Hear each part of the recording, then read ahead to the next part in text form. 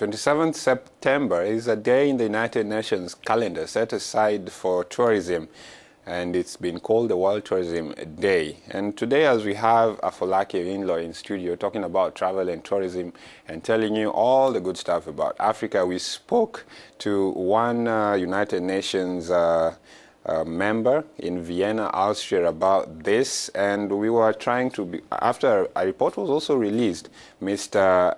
David Dadge, we spoke with him and asked him how important it is for UN to take the opportunity or the day to alert on some issues regarding tourism in Africa, and this is what he said.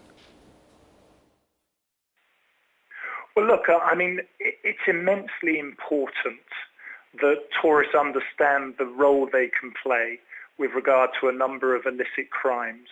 I mean, according to statistics, there are around 1 billion tourists every year, and that's 1 billion opportunities to remain vigilant for crimes that can exploit or abuse people and communities. Crimes such as theft and trafficking in cultural artifacts, wildlife, drugs, counterfeit goods, all of these trafficking crimes cause tremendous harm, and they undermine the sustainable development of brittle societies. You think that tourists can play a role in curbing crime or abuses? What behavior do you expect from them? UNODC, working with the World Tourism Organization and UNESCO, launched a global campaign some years back called Your Actions Count, Be a Responsible Traveller. That was created to raise awareness about common illicit goods and services that tourists might see or face while travelling. And I think tourists need to be aware and they need to be watchful. UNODC would encourage tourists not to fall in the trap of promoting human trafficking. There are human trafficking victims in every society.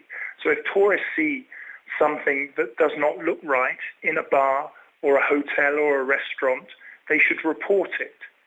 Or, with regard to wildlife crime, we would encourage tourists not to buy or consume something that is made from a tree, plant, or a wild animal. Potentially those are being trafficked as well.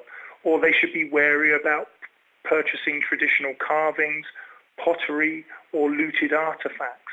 And they certainly shouldn't carry packages given to them by strangers that might contain illicit drugs. My first piece of advice would be enjoy your holiday. That's enormously important. Everybody has a right to a holiday, and I think it's very important that we have a day where we think about the importance of it.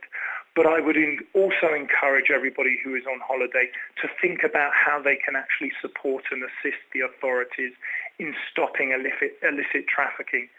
Particularly in wildlife, but also especially with regard to human trafficking, because it has such a devastating effect on women and also vulnerable children. Well, David, you listed a number of problems: human trafficking, theft and trafficking in cultural artifacts, and you can see a lot of African countries are also doing that. Well, according to you, what is the priority and what really needs to be focused on today? Listen. I have to be honest with you, everything is a priority in terms of these issues. Everything is urgent. I mean, why? I mean, let's look at some of the figures, for example, for wildlife crime. 100 years ago, there were 10,000 tigers in the world. Now there's only 3,800.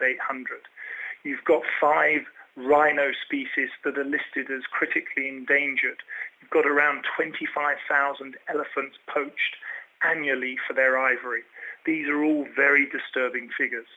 But I think it's in the area of human trafficking where I think, you can have your greatest concern.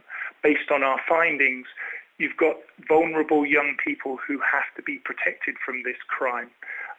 These figures are a little bit outdated because we have our new human trafficking report coming out later this year.